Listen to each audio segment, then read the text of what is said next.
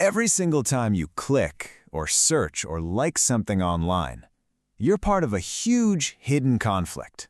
It's a battle over your personal information, and it's shaping our digital lives more than we realize. So today, we're going to pull back that curtain and see what's really going on. It all really starts with a simple question, just like this one from a user on Reddit. You've probably wondered this yourself, right? If our data is so incredibly valuable, how come we're the ones giving it away for free? That question, it gets right to the very core of how the modern internet actually works. So here's the plan. We're going to follow the data. First, we'll look at why everyone's calling it the new oil and check out the economy that's been built to mine it. Then, we'll get into the global push for privacy, the kind of confusing patchwork of rights that exists today. And finally, how you can start to reclaim your own digital self. All right, let's dive right in.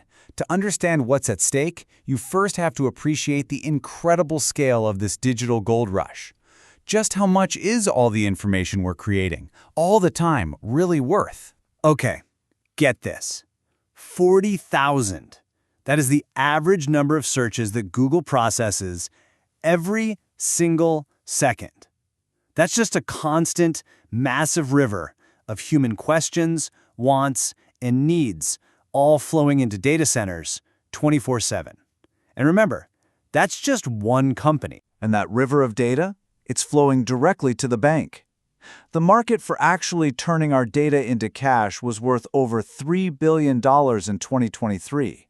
But look at the projection for 2030, over $16 billion. That's not just growth, it's an absolute explosion. This isn't some niche market, it's a massive global economy. Which leads us to the next logical question. How does this all work? What's the machinery that's been built to pull all that value from our data? Well, it's an economic model that quietly runs most of the free internet we use every day. There's a name for this whole system, coined by Harvard professor Shoshana Zuboff: surveillance capitalism. And here's the key thing to get.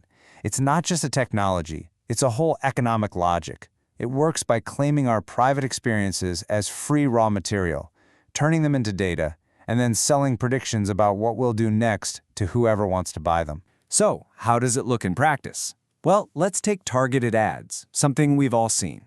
First, a company collects your data, your browsing history, your posts, your location. Then AI crunches all that info to predict what you might be interested in. Based on that, advertisers target you with ads, and then bam, that ad for the exact pair of sneakers you were just thinking about pops up on your screen. But the consequences go way beyond just what we buy.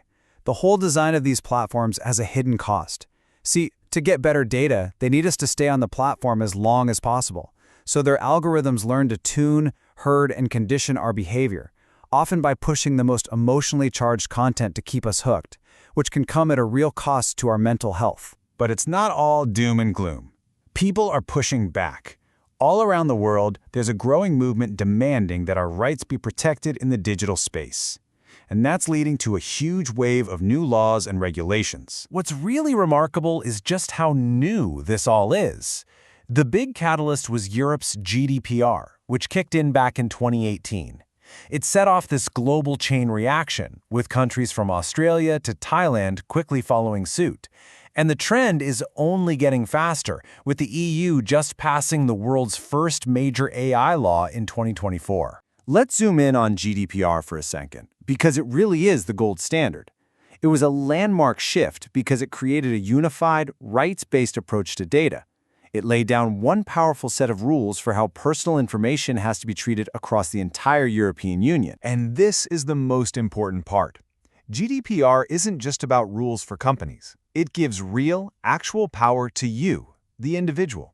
You have the right to access your data, the right to fix it if it's wrong, the right to object to how it's used, and, in a lot of cases, the right to have it completely deleted. Okay, so the EU has this strong, unified shield. But what about everywhere else? Well, outside of Europe, the story gets a lot more complicated. Instead of one clear standard, we find a fragmented and honestly pretty confusing landscape of digital right. The difference in approach is pretty stark.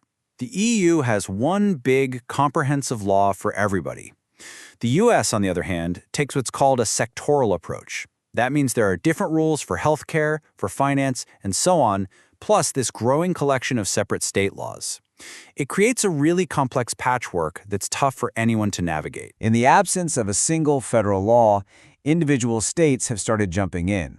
You've got California, Virginia, Colorado, Texas, and that list just keeps getting longer every year. The crazy result is that your fundamental digital rights can literally change just by crossing a state line. And trying to write laws for this stuff creates some really tough trade-offs. Just look at the UK's Online Safety Act. It has great, strong protections for children, which is fantastic, but some say that to enforce them, it might require breaking end-to-end encryption, which would be a huge blow to everyone's privacy. At the same time, vague terms like legal but harmful content could put free expression at risk. It shows how protecting one right can sometimes weaken another. So, with this complex legal maze, what can you and I actually do about it? How can we start to take back some of that control? Let's talk about the concepts and, more importantly, the tools that can empower us right now. One of the most powerful tools out there is the right to be forgotten, or the right to erasure. This is huge. It gives you the legal power to tell a company, hey, delete my personal data. It's basically an erase button for your digital history, giving you control over your own past. And that idea leads to something even bigger, a really forward-looking concept: digital self-sovereignty. This is the core principle that you, and only you, should be in control of your digital identity and your data. It's about reframing data control not just as a legal right, but as a fundamental part of being a person in the modern world. And here's the best part. You don't have to wait around for new laws to get started. There are practical tools you can use today. Use encrypted messaging apps like Signal. Use a VPN to mask your online activity. Use privacy-focused browsers and ad blockers to stop trackers in their tracks. And of course, use a password manager. These are your first lines of defense. All of this is happening while the internet itself is in the middle of a massive evolution. We went from Web 1, which was basically read-only, to the read-write social internet of Web 2 that we live in now. But there's a new vision emerging for Web 3, which is all about read-write-own, a decentralized web where we could have true ownership of our own data. And that leaves us with one final crucial question. The internet is being rebuilt right now as we speak. So who are the new architects going to be? Will it be the same giant platforms that built the surveillance economy?